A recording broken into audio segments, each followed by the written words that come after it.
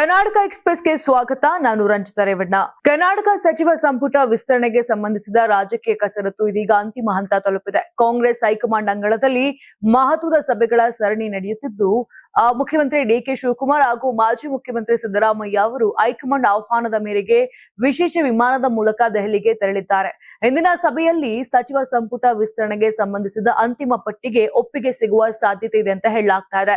ಇನ್ನು ಡಿಕೆ ಶಿವಕುಮಾರ್ ನೇತೃತ್ವದ ಹೊಸ ಸಂಪುಟಕ್ಕೆ ಸೇರುವವರ ಪಟ್ಟಿಯ ಬಗ್ಗೆ ರಾಜಕೀಯ ವಲಯದಲ್ಲಿ ತೀವ್ರ ಚರ್ಚೆ ನಡೀತಾ ಇದೆ. ಸಚಿವ ಸ್ಥಾನಕ್ಕಾಗಿ 40ಕ್ಕೂ ಹೆಚ್ಚು ಶಾಸಕರು ದೆಹಲಿಯಲ್ಲಿ ಲಾಬಿ ನಡೆಸಿದ್ದು, ಅಂತಿಮ ಆಯ್ಕೆ ಯಾರಿಗೆ ಸಿಗಲಿದೆ ಎಂಬ ಕುತೂಹಲ ಹೆಚ್ಚಾಗಿದೆ.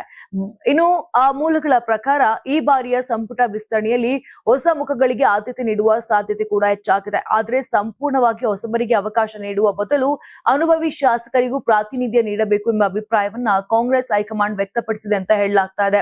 ಸದ್ಯ ರಾಜಕೀಯ ವಲಯದಲ್ಲಿ ಸಚಿವ ಸ್ಥಾನ ಬಹುತೇಕ ಖಚಿತ ಎನ್ನಲಾಗುತ್ತಿರುವ ಹೆಸರುಗಳಲ್ಲಿ ಆನೇಕಲ್ ಶಾಸಕ ಬಿ ಶಿವಣ್ಣ, ಅಥಣಿ ಶಾಸಕ ಲಕ್ಷ್ಮಣ್ ಸವದಿ, ಚಳ್ಳಕೆರೆ ಶಾಸಕ ಟಿ ರಘುಮೂರ್ತಿ, ಹುಬ್ಬಳ್ಳಿ ಧಾರವಾಡ ಪೂರ್ವ ಕ್ಷೇತ್ರದ ಶಾಸಕ ಪ್ರಸಾದ್ ಅಬ್ಬಯ್ಯ ಹಾಗೂ ಕಡೂರು ಶಾಸಕ ಕೆಎಸ್ ಆನಂದ್ ಅಥವಾ ಮೂಡಿಗೆರೆ ಶಾಸಕಿ ನಯನ ಮೋಟಮ್ಮ ಅವರ ಹೆಸರುಗಳು ಪ್ರಮುಖವಾಗಿ ಕೇಳಿ ಬರುತ್ತಿವೆ. ಆದರೆ ಈ ಹೆಸರುಗಳ ಬಗ್ಗೆ ಕಾಂಗ್ರೆಸ್ ಪಕ್ಷದಿಂದ ಯಾವುದೇ ಅಧಿಕೃತ ದೃಢೀಕರಣ ಬಂದಿಲ್ಲ. ಹೈಕಮಾಂಡ್ ಸಭೆಯ ಬಳಿಕವೇ ಅಂತಿಮ ಪಟ್ಟಿಗೆ ಮುದ್ರೆ ಬೀಳುವ ಸಾಧ್ಯತೆ ಇದ್ದು, ಎಲ್ಲವೂ ಅಂದುಕೊಂಡಂತೆ ನಡೆದ್ರೆ ನಾಳೆಯೇ ನೂತನ ಸಚಿವರ ಪ್ರಮಾಣ ವಚನ ಸಮಾರಂಭ ನಡೆಯುವ ತಮ್ಮ ಪುತ್ರಿ ಹಾಗೂ ಚಿಕ್ಕೋಡಿ ಲೋಕಸಭಾ ಕ್ಷೇತ್ರದ ಸಂಸದೆ ಪ್ರಿಯಾಂಕಾ ಜಾರಕಿಹೊಳಿ ನೀಡಿರುವ ರಾಜಕೀಯ ಹೇಳಿಕೆ ಕುರಿತು ಲೋಕೋಪಯೋಗಿ ಸಚಿವ ಸತೀಶ್ ಜಾರಕಿಹೊಳಿ ಮಹತ್ವದ ಪ್ರತಿಕ್ರಿಯೆಯನ್ನ ಕೊಟ್ಟಿದ್ದಾರೆ. ಮಗಳು ಹೇಳಿದ್ದೆ ಅಂತಿಮ ಅಥವಾ ರಾಜ್ಯದ ಅಭಿಪ್ರಾಯವಲ್ಲ, ಅದು ಅವರ ವೈಯಕ್ತಿಕ ಅನಿಸಿಕೆ ಮಾತ್ರ ಅಂತ ಸ್ಪಷ್ಟಪಡಿಸಿದ್ದಾರೆ. ಮುಂದಿನ ದಿನಗಳಲ್ಲಿ ಸತೀಶ್ ಜಾರಕಿಹೊಳಿ ಅವರು ರಾಜ್ಯದ ಮುಖ್ಯಮಂತ್ರಿ ಆಗಬೇಕು ಅಂತ ಸಂಸದೆ ಪ್ರಿಯಾಂಕಾ ಜಾರಕಿಹೊಳಿ ಆಶಯವನ್ನ ವ್ಯಕ್ತಪಡಿಸಿದ್ರು. ಈ ಹೇಳಿಕೆ ರಾಜ್ಯ ರಾಜಕಾರಣದಲ್ಲಿ ತೀವ್ರ ಚರ್ಚೆಗೆ ಗ್ರಾಸವಾಗಿತ್ತು. ಈ ಕುರಿತು ಮಾಧ್ಯಮಗಳು ಕೇಳಿದ ಪ್ರಶ್ನೆಗೆ ಸಚಿವರು ಬೆಳಗಾವಿಯಲ್ಲಿ ಸ್ಪಷ್ಟನೆಯನ್ನ ಕೊಟ್ಟಿದ್ದಾರೆ. ಕುಟುಂಬದ ಸದಸ್ಯೆಯಾಗಿ ಅಥವಾ ಮಗಳಾಗಿ ಆಕೆಗೆ ಆಸೆ ಇರೋದು ಸಹಜ. ಆದ್ರೆ ರಾಜಕೀಯ ನಿರ್ಧಾರಗಳು ಮತ್ತು ನಾಯಕತ್ವದ ವಿಷಯಗಳು ಪಕ್ಷದ ಹೈಕಮಾಂಡ್ ಹಾಗೂ ಶಾಸಕರಿಗೆ ಸಂಬಂಧಿಸಿದ್ದಾಗಿದೆ. ಹೀಗಾಗಿ ಪ್ರಿಯಾಂಕಾ ಅವರ ಹೇಳಿಕೆಯನ್ನ ಅಧಿಕೃತ ನಿರ್ಧಾರವೆಂದು ಪರಿಗಣಿಸಲು ಸಾಧ್ಯವಿಲ್ಲ ಅಂತ ತಿಳಿಸಿದ್ದಾರೆ. ಸದ್ಯಕ್ಕೆ ರಾಜ್ಯದಲ್ಲಿ ಮುಖ್ಯಮಂತ್ರಿ ಹುದ್ದೆ ಖಾಲಿ ಇಲ್ಲ ಹಾಗೂ ಸರ್ಕಾರ ಸುಸೂತ್ರವಾಗಿ ಆಡಳಿತ ನಡೆಸ್ತಾ ಇದೆ. ಪಕ್ಷದ ಹೈಕಮಾಂಡ್ ನೀಡುವ ಯಾವುದೇ ಜವಾಬ್ದಾರಿಯನ್ನ ನಿರ್ವಹಿಸಲು ತಾವು ಬದ್ಧರಾಗಿರುವುದಾಗಿ ಸಚಿವ ಸತೀಶ್ ಜಾರಕಿಹೊಳಿ ಇದೇ ವೇಳೆ ಪುನರುಚ್ಚರಿಸಿದ್ದಾರೆ. ನೀಟ್ ಪರೀಕ್ಷಾ ಅಕ್ರಮ ವಿರೋಧಿಸಿ ದೆಹಲಿಯಲ್ಲಿ ಸಿಜೆಪಿ ನಡೆಸಿದ ಪ್ರತಿಭಟನೆ ಮತ್ತು ಹಿಂಸಾಚಾರದ ಹಿಂದೆ ಟೂಲ್ ಕಿಟ್ ಗ್ಯಾಂಗ್ ಪಿತೂರಿ ಇದೆ ಅಂತ ಬಿಜೆಪಿ ರಾಜ್ಯಾಧ್ಯಕ್ಷ ಬಿವೈ ವಿಜಯೇಂದ್ರ ಆರೋಪಿಸಿದ್ದಾರೆ. ಈ ಕುರಿತು ತಮ್ಮ ಅಧಿಕೃತ ಎಕ್ಸ್ ಖಾತೆಯಲ್ಲಿ ಅವರು ಸಂದೇಶವನ್ನ ಹಂಚಿಕೊಂಡಿದ್ದಾರೆ. ಭಾರತೀಯ ಜನತಾ ಪಕ್ಷವು ಸ್ಪಷ್ಟವಾಗಿ ಹೇಳಲು ಬಯಸುವುದೇನೆಂದ್ರೆ, ಪ್ರಜಾಪ್ರಭುತ್ವದಲ್ಲಿ ಶಾಂತಿಯುತವಾಗಿ ಪ್ರತಿಭಟಿಸುವ ಹಕ್ಕು ಪ್ರತಿಯೊಬ್ಬರಿಗೂ ಇದೆ ಮತ್ತು ನಾವು ಆ ಹಕ್ಕನ್ನ ಸಂಪೂರ್ಣವಾಗಿ ಗೌರವಿಸುತ್ತೇವೆ. ಆದರೆ ಪ್ರತಿಭಟನೆಯ ಹೆಸರಿನಲ್ಲಿ ಸಂಸತ್ತಿಗೆ ಮುತ್ತಿಗೆ ಹಾಕುವುದು, ಹಿಂಸಾಚಾರಕ್ಕೆ ಪ್ರಚೋದನೆ ನೀಡುವುದು, ಕಲ್ಲು ತೂರಾಟ ನಡೆಸುವುದು, ಅರಾಜಕತೆ ಸೃಷ್ಟಿಸುವುದು ಅಥವಾ ದೇಶವನ್ನ ಅಸ್ಥಿರಗೊಳಿಸಿ ವಿಭಜಿಸುವ ಯಾವುದೇ ಸಂಚನ್ನ ಯಶಸ್ವಿಯಾಗಲು ಅವಕಾಶ ನೀಡೋದಿಲ್ಲ.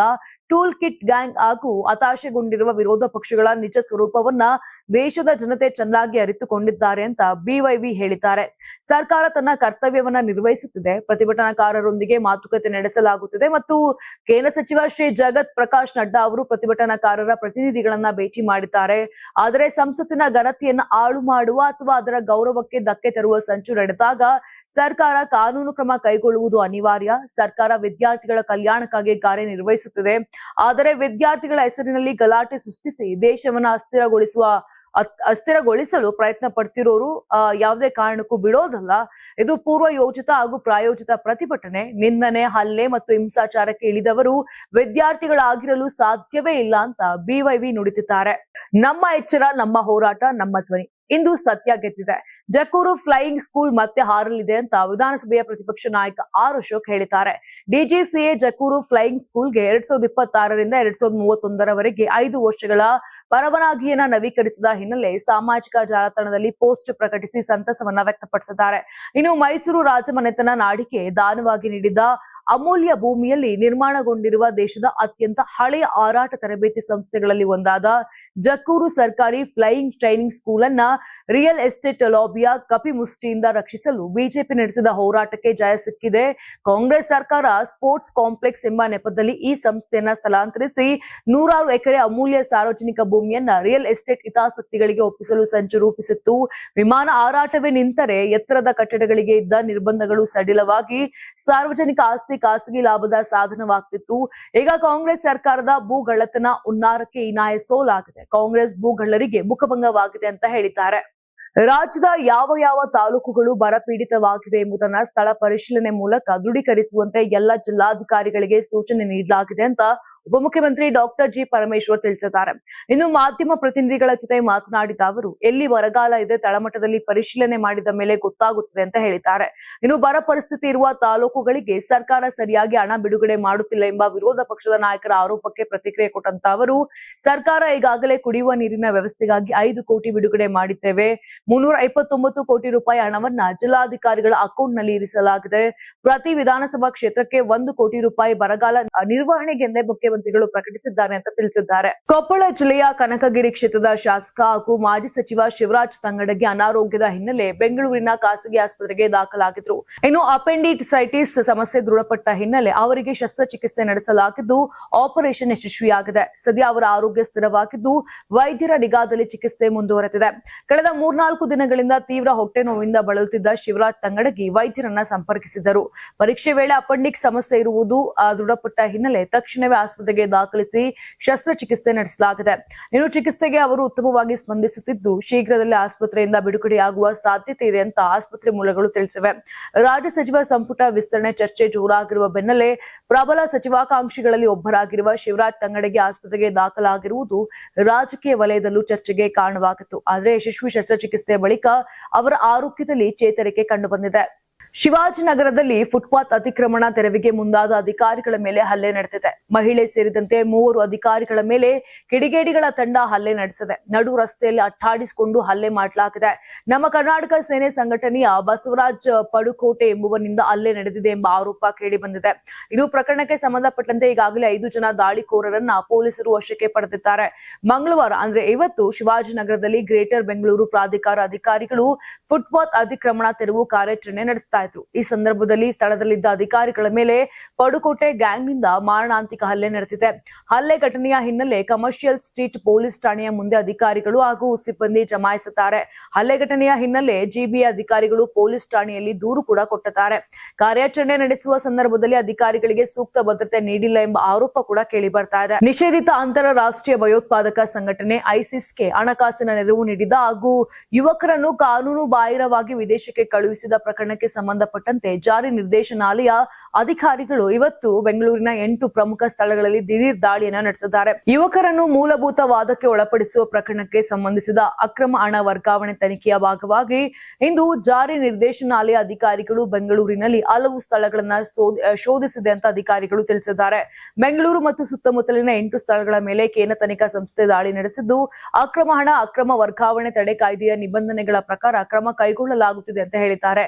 ಇನ್ನು ಆರೋಪಿಗಳು ಬೆಂಗಳೂರಿನ ಮುಸ್ಲಿಂ ಯುವಕರನ್ನ ಐಸಿಸ್ ಸಿದ್ಧಾಂತದತ್ತ ಆಕರ್ಷಿಸಲು ಇಕ್ರಾ ಕ್ಯಾಂಪ್ ಎಂಬ ವ್ಯಕ್ತಿತ್ವ ವಿಕಾಸ ಕಾರ್ಯಾಗಾರವನ್ನ ಆಯೋಜನೆ ಮಾಡಿದ್ರು. ಇದರ ಮೂಲಕ ಬೆಳೆದ ಕುರ್ ಆನ್ ಸರ್ಕಲ್ ಎಂಬ ವಾರಾಂತ್ಯದ ಅಧ್ಯಯನ ಕೂಟಗಳ ಮೂಲಕ ಯುವಕರನ್ನ ಗುರುತಿಸಿ ಬ್ರೈನ್ ವಾಶ್ ಅನ್ನ ಮಾಡಲಾಗ್ತಿತ್ತು. ತಮ್ಮ ಸ್ವಂತ ಉಳಿತಾಯ, ಖಾಸಗಿ ವ್ಯಕ್ತಿಗಳು ಹಾಗೂ ಇಕ್ರಾ ವೆಲ್ಫೇರ್ ಟ್ರಸ್ಟ್ ಮತ್ತು ಜಿಎಫ್ಎಂ ಟ್ರಸ್ಟ್ ಗಳ ಮೂಲಕ ಅಕ್ರಮವಾಗಿ ಹಣವನ್ನ ಸಂಗ್ರಹಿಸ್ತಾ ಇದ್ರು. ಈ ಹಣವನ್ನ ಯುವಕರ ನೇಮಕಾತಿ ಮತ್ತು ಪ್ರಯಾಣದ ವೆಚ್ಚಕ್ಕೆ ಬಳಸಲಾಗುತ್ತಿತ್ತು ಎಂಬುದು ತನಿಖೆಯಲ್ಲಿ ಪತ್ತೆಯಾಗಿದೆ. ರಾಜ್ಯದಲ್ಲಿ ಮತ್ತೆ ಮುಂಗಾರು ಮಳೆ ಸಕ್ರಿಯಗೊಂಡಿದೆ. ಕರ್ನಾಟಕದ ಕರಾವಳಿ ಭಾಗದ ಜಿಲ್ಲೆಗಳಲ್ಲಿ ಮತ್ತೆ ಮಳೆಯ ಆರ್ಭಟ ಹೆಚ್ಚಾಗಿದೆ. ಹಾಗೆ ಉತ್ತರ ಒಳನಾಡು ಮತ್ತು ದಕ್ಷಿಣ ಒಳನಾಡಿನ ಕೆಲವೇ ಜಿಲ್ಲೆಗಳಲ್ಲಿ ಭಾರಿ ಮಳೆಯಾಗ್ತಿದೆ. ನಿನ್ನೆ ಆಗುಂಬೆಯಲ್ಲಿ ಅತಿ ಹೆಚ್ಚು ಅಂದ್ರೆ 13 ಸೆಂಟಿಮೀಟರ್ ಮಳೆಯಾಗಿದೆ. ಚಿಕ್ಕಮಗಳೂರಿನ ಕಮ್ಮರಡಿಯಲ್ಲಿ 11 ಸೆಂಟಿಮೀಟರ್, ಉಡುಪಿಯ ಸಿದ್ದಾಪುರದಲ್ಲಿ 10 ಸೆಂಟಿಮೀಟರ್ ಮಳೆಯಾಗಿದೆ. ಜುಲೈ 2ನೇ ವಾರದಲ್ಲಿ ಪೂರ್ತಿಯಾಗಿ ಕಾಣೆಯಾಗಿತ್ತು. ಆದರೆ ಕಳೆದ 2 ದಿನಗಳಿಂದ ಮತ್ತೆ ಮಳೆ ಶುರುವಾಗಿದೆ. ಕರಾವಳಿ ಭಾಗದ ಉತ್ತರ ಕನ್ನಡ, ದಕ್ಷಿಣ ಕನ್ನಡ ಮತ್ತು ಉಡುಪಿ ಜಿಲ್ಲೆಗಳಲ್ಲಿ ಜುಲೈ 26ರವರೆಗೂ ಮಳೆಯಾಗಲಿದೆ. ಈ ಜಿಲ್ಲೆಗಳಲ್ಲಿ ಕೆಲವೇ ಭಾಗಗಳಲ್ಲಿ ಭಯಂಕರ ಮಳೆಯಾಗುವ ಸಾಧ್ಯತೆ ಕೂಡ ಇದೆ. ಇನ್ನು ಉತ್ತರ ಒಳನಾಡಿನ ಬೆಳಗಾವಿ, ಕಲಬುರಗಿ, ಯಾದಗಿರಿ, ಬೀದರ್ ಜಿಲ್ಲೆಗಳಲ್ಲಿ ಜುಲೈ 26ರವರೆಗೂ ನಿರಂತರ ಗಾಳಿಯೊಂದಿಗೆ ಭಾರಿ ಮಳೆಯಾಗುವ ಮುನ್ಸೂಚನೆಯನ್ನ ಹವಾಮಾನ ಇಲಾಖೆ ನೀಡಿದೆ. ಹಾಗೆ ದಕ್ಷಿಣ ಒಳನಾಡಿನ ಶಿವಮೊಗ್ಗ, ಬೆಂಗಳೂರು ಗ್ರಾಮಾಂತರ, ಬೆಂಗಳೂರು ನಗರ, ಚಾಮರಾಜನಗರ, ಚಿಕ್ಕಬಳ್ಳಾಪುರ, ಚಿಕ್ಕಮಗಳೂರು, ಚಿತ್ರದುರ್ಗ, ದಾವಣಗೆರೆ, ಹಾಸನ, ಕೊಡಗು, ಕೋಲಾರ, ಮಂಡ್ಯ, ಮೈಸೂರು, ರಾಮನಗರ, ತುಮಕೂರು ಮತ್ತು ವಿಜಯನಗರ ಜಿಲ್ಲೆಗಳಲ್ಲಿ ಜುಲೈ 26ರವರೆಗೆ ನಿರಂತರ ಗಾಳಿ ಮಳೆಯಾಗುವ ಮುನ್ಸೂಚನೆ ಇದೆ. ಇನ್ನು ಕರಾವಳಿ ಜಿಲ್ಲೆಗಳಲ್ಲಿ ಇಂದು ಮತ್ತು ನಾಳೆ ಆರೆಂಜ್ ಅಲರ್ಟ್ ಅನ್ನು ಕೊಡಲಾಗಿದೆ. ಕೊಡಗು ಜಿಲ್ಲೆಯಲ್ಲಿ ಕಳೆದ ಕೆಲ ದಿನಗಳಿಂದ ಬಿಡುವು ನೀಡಿದ್ದ ಮಳೆ ಇದೀಗ ಮತ್ತೆ ಬಿರುಸುಗೊಂಡಿದೆ. ಮಳೆಯ ಪರಿಣಾಮ ಆರಂಗಿ ಜಲಾಶಯಕ್ಕೆ ಒಳ ಹರಿವು ಹೆಚ್ಚಾಗಿದ್ದು, ಕಾವೇರಿ ಜಲಾನಯನ ಪ್ರದೇಶದ ಜನರಲ್ಲಿ ಹರ್ಷ ತಂದಿದೆ. ಕೊಡಗು ಜಿಲ್ಲೆಯಲ್ಲಿ ಮತ್ತೆ ಆರಂಭವಾದ ಮಳೆಯ ಪರಿಣಾಮ ಆರಂಗಿ ಜಲಾಶಯಕ್ಕೆ 3,000ಕ್ಕೂ ಹೆಚ್ಚು ಕ್ಯೂಸೆಕ್ ನೀರು ಹರಿದು ಬಂದಿದೆ. ಕಳೆದ ಕೆಲ ದಿನಗಳಿಂದ ಮಳೆ ಕೊರತೆಯಿಂದ ಜಲಾಶಯದ ನೀರಿನ ಮಟ್ಟ ಕುಸಿದಿದ್ದರೂ ಇದೀಗ ಕಳೆದ 4ರಿಂದ 5 ದಿನಗಳಿಂದ ಸುರಿಯುತ್ತಿರುವ ಮಳೆ ಆಶಾಕಿರಣ ಮೂಡಿಸಿದೆ. ಪ್ರಸ್ತುತ ಆರಂಗಿ ಜಲಾಶಯದಲ್ಲಿ 5.8 ಟಿಎಂಸಿ ನೀರು ಸಂಗ್ರಹವಾಗಿದೆ. ಇನ್ನು ಸುಮಾರು 8 ಅಡಿ ನೀರು ಸಂಗ್ರಹವಾದರೆ ಜಲಾಶಯ ಭರ್ತಿಯಾಗುವ ಸಾಧ್ಯತೆ ಇದೆ ಅಂತ ಅಧಿಕಾರಿಗಳು ಅಂದಾಜಿಸಿದ್ದಾರೆ. ಮಳೆ ಕೊರತೆಯಿಂದ ಈ ಬಾರಿ ಕುಡಿಯುವ ನೀರಿನ ಸಮಸ್ಯೆ ಎದುರಾಗಬಹುದು ಎಂಬ ಆತಂಕ ಕಾವೇರಿ ಜಲಾನಯನ ಪ್ರದೇಶದ ಜನರಲ್ಲಿ ಮನೆ ಮಾಡಿತ್ತು. ಆದ್ರೀಗ ಜಲಾಶಯಕ್ಕೆ ಹೆಚ್ಚುತ್ತಿರುವ ಒಳ ಹರಿವು ಜನರ ಆತಂಕವನ್ನ ದೂರ ಮಾಡಿದ್ದು ನೆಮ್ಮದಿಯ ನಿಟ್ಟಿಸಿರು ಬಿಡುವಂತಾಗಿದೆ. ನೋಡಿದ್ರಲ್ಲ, ಇದಿಷ್ಟು ಆಗಿತ್ತು ಇಂದಿನ ರಾಜ್ಯದ ಪ್ರಮುಖ ಸುದ್ದಿಗಳು. ನಾಳೆ ಮತ್ತೆ ಇದೇ ರೀತಿಯಾಗಿ ಕರ್ನಾಟಕ ಎಕ್ಸ್‌ಪ್ರೆಸ್ ನಲ್ಲಿ ಭೇಟಿ ಆಗ್ತೀನಿ.